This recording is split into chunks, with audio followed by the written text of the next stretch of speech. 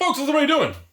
Rudy, 2022, bear market, world, negative. Rawr. Anyway, today I want to address an interesting concept on the launch of this Commander Legends 2 situation, the old Boulder's Gate, and versus Commander Legends 1, the argument about why Commander Legends 1 is far superior than Commander Legends 2.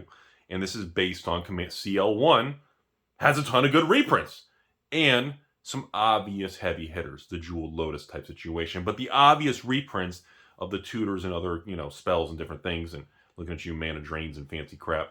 But I more so the particular cards, I want to jump over to the conversation around this reprint thing.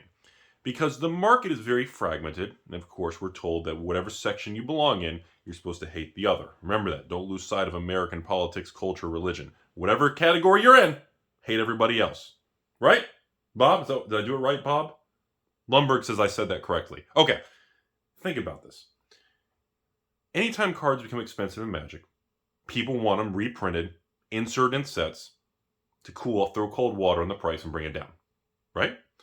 Now, other times, when a new product comes out, we're focusing on specialty sets today.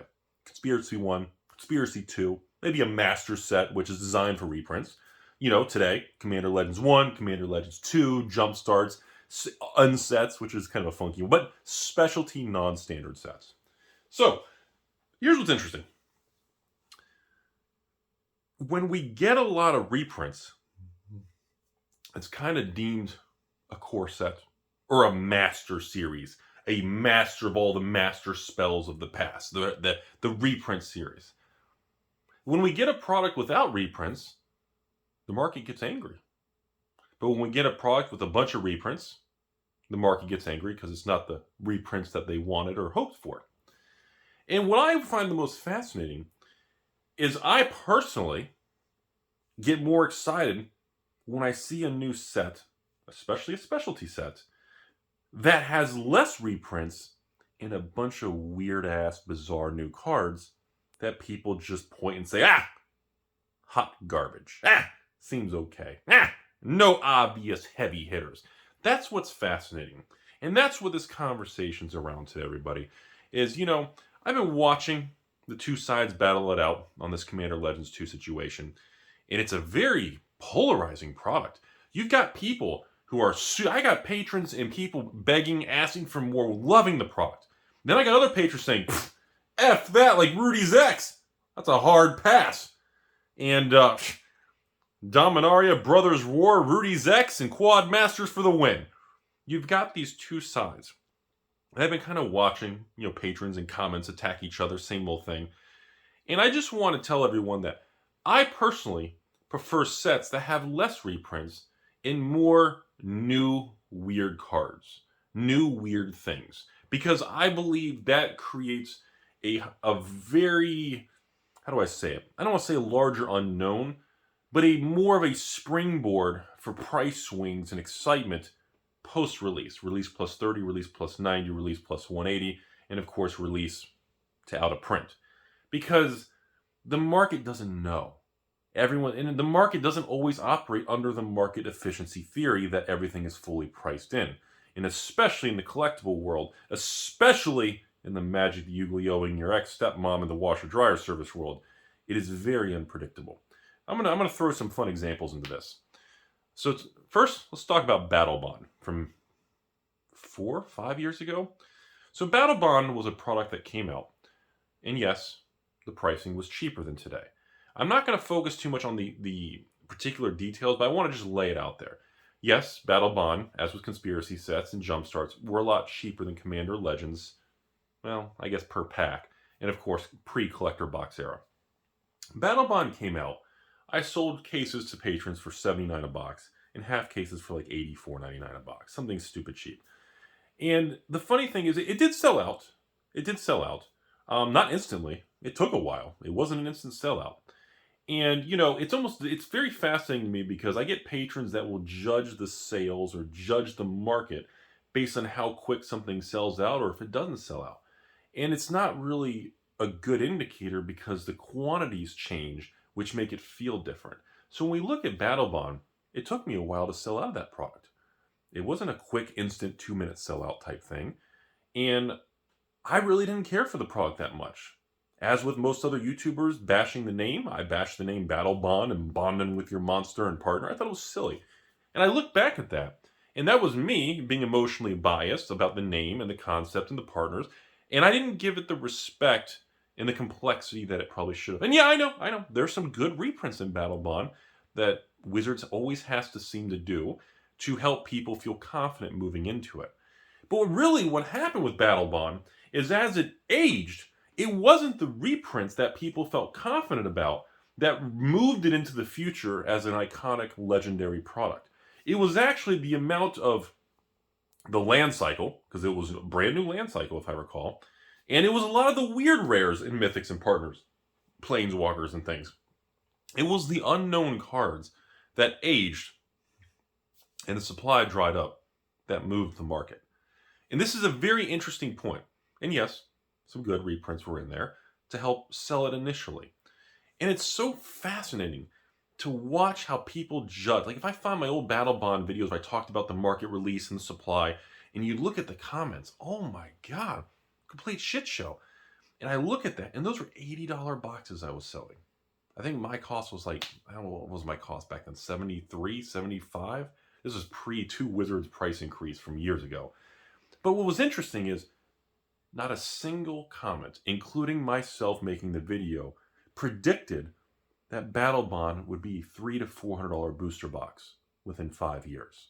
And that is the moral of me bringing up Battle Bond. That's incredibly fascinating because even I didn't predict it. And nobody in the comment section was filled with just memes, garbage, hard pass, skipping it like Rudy's ex, calling the repairman. And then the other people just saying, yeah, it looks okay. He's dumping it cheap. I'll buy it under market. You had these swings, but nobody was like, bro, $300 to $500 box. Why is nobody? Nobody did that. So now we move to Conspiracy 2. Take the Crown. Even more of a devastating impact. Market complete collapse because Wizards made a statement on the specialty product stating Conspiracy 2 Take the Crown will be a print-to-demand product life cycle. That sparked straight up fear and panic. That was an era when I was still doing mass box openings and I had cracked, I think my final number was maybe around 600-700 boxes of Conspiracy 2 Take the Crown. And I sold singles and did that. Well, the market imploded on itself and made me, even selling singles, I was like negative $50,000 to $100,000 to even break even for a long, long time. It took a very long time for me to even break even. I think like 2 years later I broke even, and I ended up making a huge return because a lot of the cards I had bricks of 100, 200, 300 copies of cards. And go ahead, look at Dawn Glare, look at any website, and hit Conspiracy 2 Take the Crown. Look how many rares have value. And back then, all those rares were $1, $2 at the most. So, moral of the story is Conspiracy 2 Take the Crown. That was a product I sold to patrons for $69 shipped a box. And it was a disaster. It barely sold. I couldn't sell out of it. After a day, I pulled it down and I kept it. I kept the other remaining, I don't know, hundreds of sealed boxes. I did my mass box opening back then when I was still running it. Didn't make money, anything like that.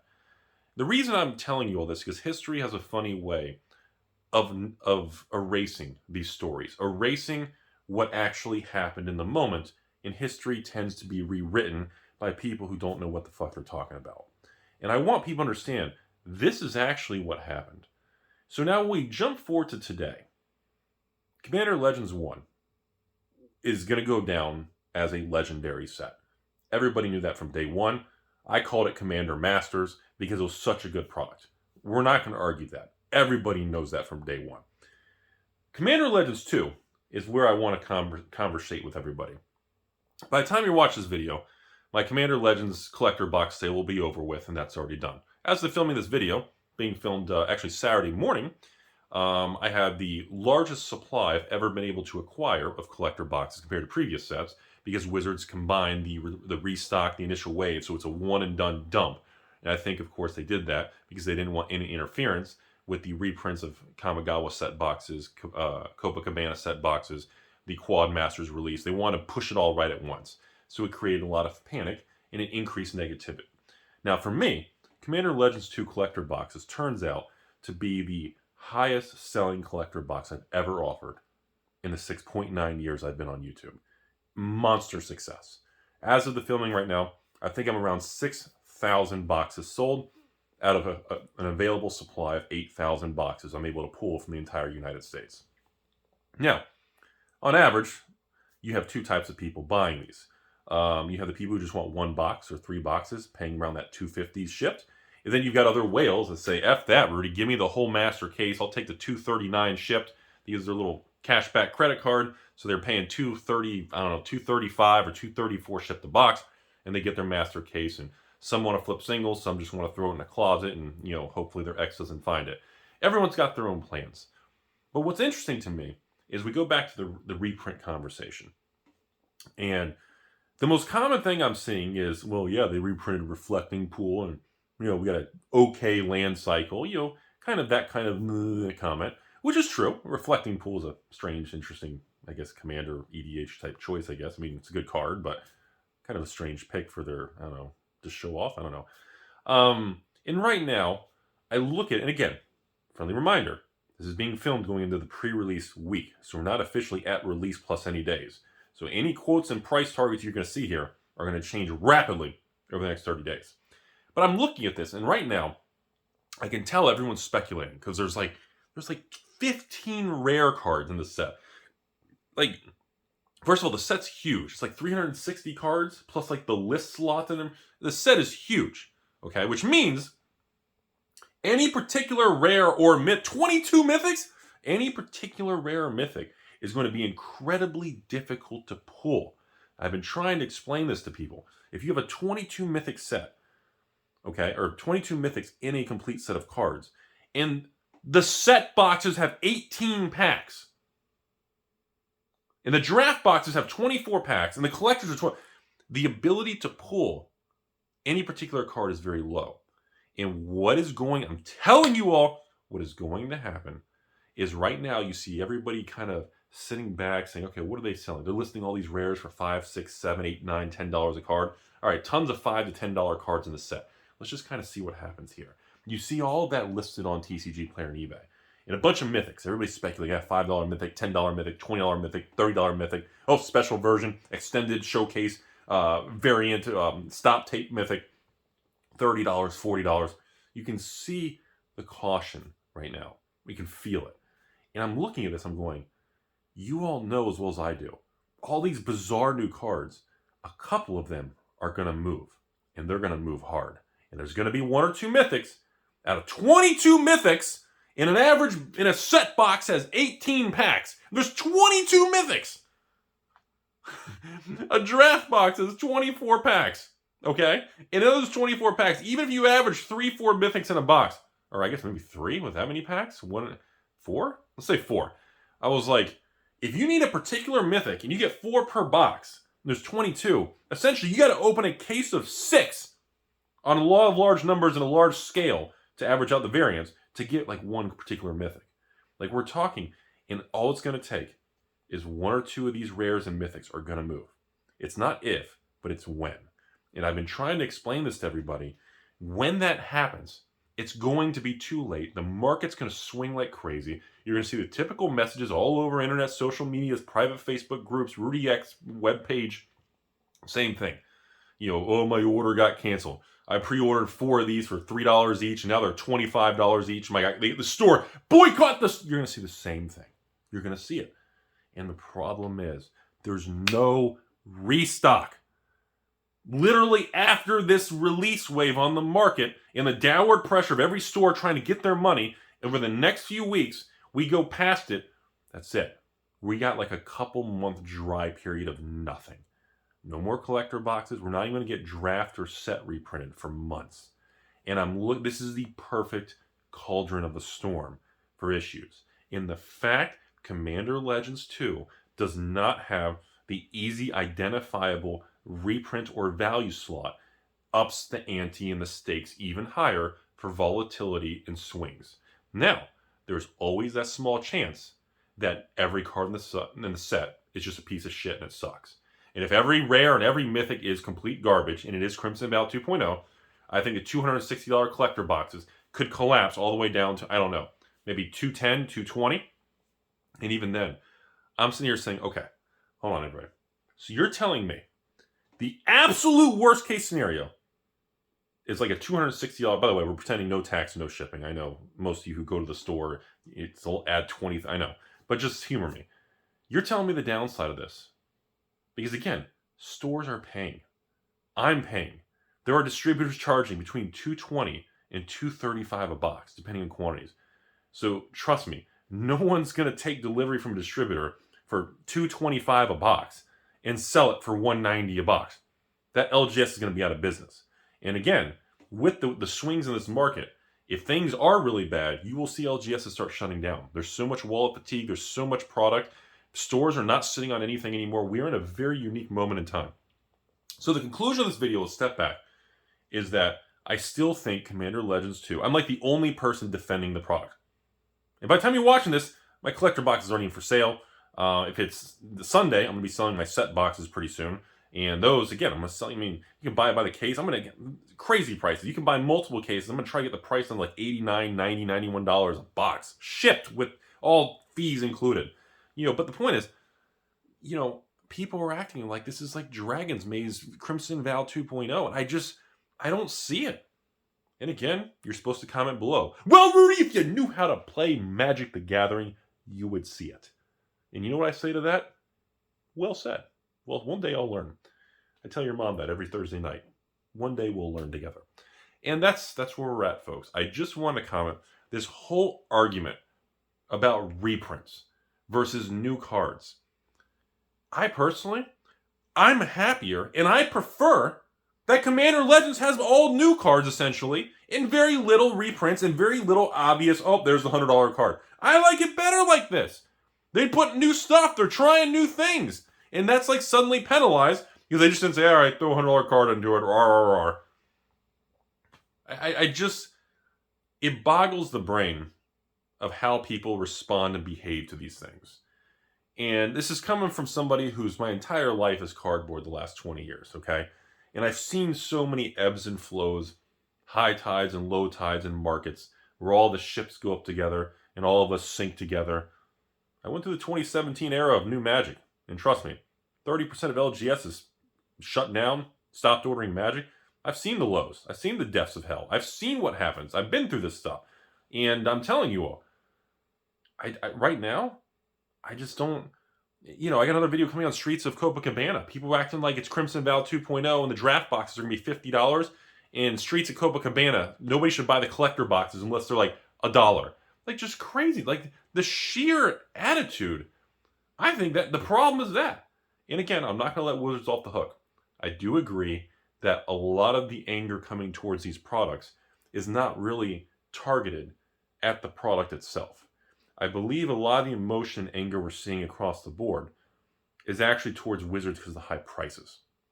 And that spills into the cards, the LGSs, the distributors, people like me, the face of it, all these different things. A lot of it is spillover because people are pissed and frustrated because they're being stretched financially and Wizards is jacking prices up.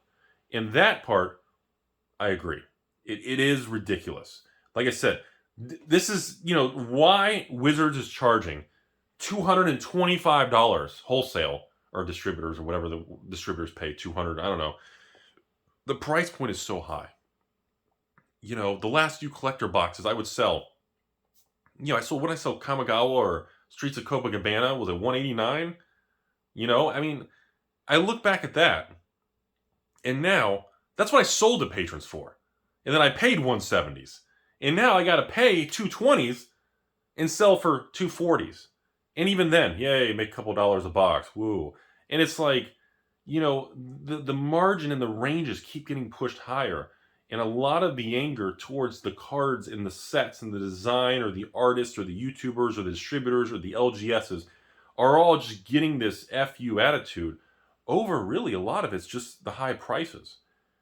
And, the reality is, I'm going to say it because nobody else wants to fucking say it. It's not going to get any better. And Wizards can do it.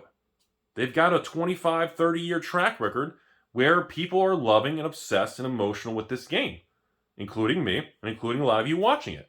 And no matter what we all say, we're going to buy the damn product.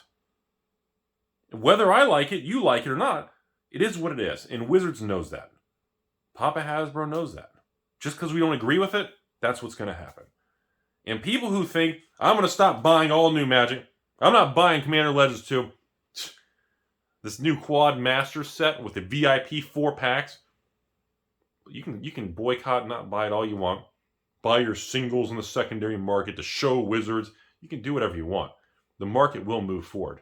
With or without me, with or without you, or with or without us together. The market will move forward.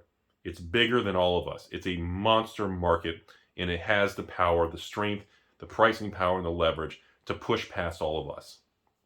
And that's what I think is going to happen. And no, I think this attitude about reprints, to end the video here, I know, sorry. I think the attitude about reprints and supporting the value, unless it's a master product designed for only reprints, I think is stupid. I think Commander Legends 2 with all these new cards that everyone says sucks, I think it's a good thing. I think the product's fine, and you know what? I hope I have leftovers because I have no problem, just like everything else in this industry. I'll just sit on it and wait. Sit on it and wait. You know, done it with 1,000,000 times over, and it always works out fine. And I encourage everybody out there to try to think about it without being emotional or pissed off on the pricing. Just look at the cards, the product itself. And I think that gives you better clarity and understanding long-term of the value and what this stuff is, because it's 2022. Love it or hate it, Wizards is going to continue on a tear. They're going to destroy the numbers. And I mean, what do we have coming next? I'm sorry. Wizards has a bad year coming up. What do we got here? Commander Legends 2. Let's see. Quad Masters, Dominaria, Unsets. Let's see. Brothers War, more jump starts. It's